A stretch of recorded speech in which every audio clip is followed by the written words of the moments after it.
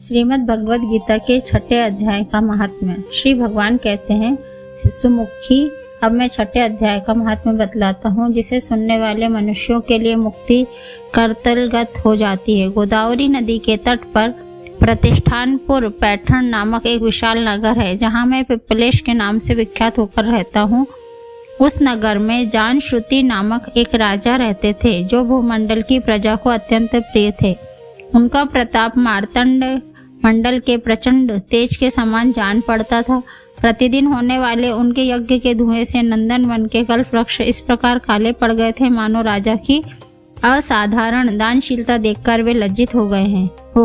उनके यज्ञ में प्राप्त पुरोडाश के रसास्वादन में सदा आसक्त होने के कारण देवता लोग कभी प्रतिष्ठानपुर को छोड़कर बाहर नहीं जाते थे। उनके दान के समय छोड़े हुए जल की धारा, प्रताप रूपी तेज और यज्ञ के धूमों से पुष्ट होकर मेघ ठीक समय पर वर्षा करते थे। उस राजा के शासन काल में खेती में होने वाले 6 प्रकार के उपद्रवों के लिए कहीं कोई भी स्थान नहीं मिलता था और अच्छी नीतियों का सर्वत्र प्रसार होता था। वे बावली, कुएं और पोखरे खुदवाने के बहाने मानो प्रतिदिन पृथ्वी के भीतर की निधियों का अवलोकन करते थे। एक समय राजा के दान, तप, यज्ञ और प्रजा पालन से संतुष्ट होकर स्वर्ग के देवता उन्हें वर देने के लिए आए। वे कमल नाल के समान उज्जवल हंसों का रूप धारण कर अपनी पांखें हिलाते हुए आकाश मार्ग से चलने लगे। बड़ी उतावली के साथ उड़ते हुए भी वे सभी हंस परस्पर बातचीत भी करते जाते थे। उनमें से भद्राश्व आदि 2-3 हंस वेग से उड़कर आगे निकल गए। तब पीछे वाले हंसों ने आगे जाने वाले हंसों को संबोधित करते हुए कहा, अरे भाई भद्राश्व, तुम लोग वेग से चलकर आगे क्यों हो गए हो? यह मार्ग बड़ा दुर्गम है, इसमें हम सबको साथ मिलकर चलना चाहिए। क्या तुम्हें दिखाई नहीं देता? यह सामने ही पुण्य मूर्ति महाराज जानश्रुति का तेज पुंज अत्यंत स्पष्ट रूप से प्रकाशमान हो रहा है। पीछे वाले हंसों के ये वचन सुनकर आगे वाले हंस हंस पड़े और उच्च स्वर से उनकी बातों की अवहेलना करते हुए बोले, अरे भाई, क्या इस राजा जानश्रुति का तेज ब्रह्मवादी महात्मा रैवक के तेज से भी अधिक तीव्र है? हंसों की ये बात सुनकर राजा जानश्रुति अपने ऊंचे महल की छत से उतर गए और सुखपूर्वक आसन पर विराजमान हो अपने सारथी को बुलाकर बोले, जाओ महात्मा रैवक को यहाँ ले आओ। राजा का यह अमृत के समान वचन सुनकर नामक सारथी प्रसन्नता प्रकट करता हुआ नगर से बाहर निकला।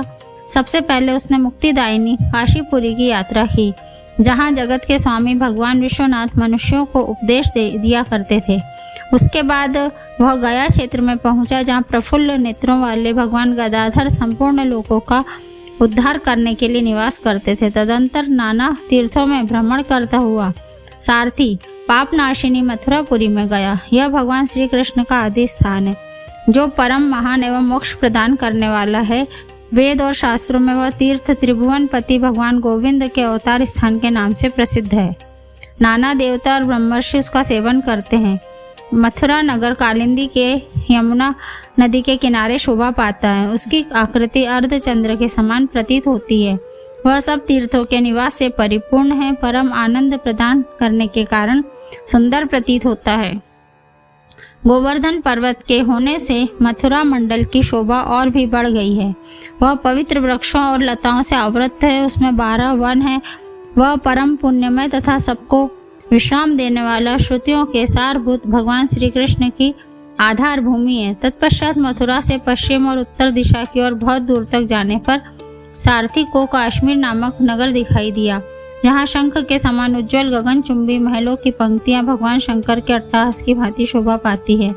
जहाँ ब्राह्मणों के शास्त्रीय आलाप सुनकर मूक मनुष्य भी सुंदर वाणी और पदों का उच्चारण करते हुए देवता के समान हो जाते हैं। जहाँ निरंतर होने वाले यज्ञ धूम से व्याप्त होने के कारण आकाश मंडल मेघों से धुलते रहने पर भी अपनी कालिमा नहीं छोड़ता। यहाँ उपाध्याय के पास आकर छात्र जन्मकालीन अभ्यास से ही संपूर्ण कलाएं स्वतः पढ़ लेते हैं, तथा जहाँ मणिकेश्वर नाम से प्रसिद्ध भगवान चंद्रशेखर देहधारियों को वरदान देने के लिए नित्य निवास करते हैं। काश्मीर के राजा माणिकेश ने दिग्विजय में समस्त राजाओं को जीतकर भगवान शिव का पूजन किया था। तभी से उनका नाम माणिकेश्वर हो गया। उन्हीं के मंदिर के दरवाजे पर महात्मा रैवक एक छोटी सी गाड़ी पर बैठे अपने अंगों को खुजलाते हुए वृक्ष की छाया का सेवन कर रहे थे। इसी अवस्था में सारथी ने उन्हें देखा। राजा के बताए हुए भिन्न भिन्न चिन्हों से उसने शीघ्र ही रैवक को पहचान लिया और उनके चरणों में प्रणाम करके कहा, ब्राह्मण, आप किस स्थान पर रहते हैं? आपका पूरा नाम क्या है? आप तो सदा स्वच्छंद विचरने वाले हैं, फिर यहाँ किस लिए ठहरे हैं? इस समय आपका क्या करने का विचार है? सारथी के ये वचन सुनकर परम आनंद में निमग्न महात्मा रैवक ने कुछ सोचकर उससे कहा, यद्यपि हम पूर्ण काम हैं, हमें किसी वस्तु की आवश्यकता नहीं है, तथापि कोई भी हमारी मनोवृत्ति के अनुसार परिचर्या कर सकता है। रैवक के हार्दिक अभिप्राय को आदर पूर्वक ग्रहण करके सारथी धीरे से राजा के पास चल दिया। वहां पहुंचकर राजा को प्रणाम करके उसने हाथ जोड़ सारा समाचार निवेदन किया। उस समय स्वामी के दर्शन से उसके मन में बड़ी प्रसन्नता थी। सारथी के वचन सुनकर राजा के नेत्र आश्चर्य से चकित हो उठे। उनके हृदय में रैवक का सत्कार करने की श्रद्धा जागृत हुई। उन्होंने 2 खच्चरियों से जुती हुई एक गाड़ी लेकर यात्रा की, साथ ही मोती के हार, अच्छे अच्छे वस्त्र और एक सहस्त्र गौएं भी ले ली। काश्मीर मंडल में महात्मा रैवक जहाँ रहते थे, उस स्थान पर पहुंचकर राजा ने सारी वस्तुएं उनके आगे निवेदन कर दी और पृथ्वी पर पड़कर साष्टांग प्रणाम किया। महात्मा रैवक अत्यंत भक्ति के साथ चरणों में पड़े हुए राजा जान श्रुति पर कुपित हो उठे और बोले, रे दुष्शूद्र, तो दुष्ट राजा है क्या? तू मेरा वृत्तांत नहीं जानता है? और खच्चरियों से जुती हुई अपनी ऊंची गाड़ी ले जा, ये वस्त्र, ये मोतियों के हार और ये दूध देने वाली गौएं भी स्वयं ही ले जा। इस तरह आज्ञा देकर रैवक ने राजा के मन में भय उत्पन्न कर दिया। तब राजा ने शाप के भय से महात्मा रैवक के दोनों चरण पकड़ लिए और भक्ति पूर्वक कहा, ब्राह्मण, आप मुझ पर प्रसन्न होइए। भगवान, आप में यह अद्भुत महात्मा कैसे आया? प्रसन्न होकर मुझे ठीक ठाक बताइए। रैवक ने कहा, राजन, मैं प्रतिदिन गीता के 6ठे अध्याय का जप करता हूँ, इसी से मेरी तेजो राशि देवताओं के लिए भी दुस्सह है। तदंतर परम बुद्धिमान राजा जानश्रुति ने यत्न पूर्वक महात्मा रैवक से गीता के 6ठे अध्याय का अभ्यास किया।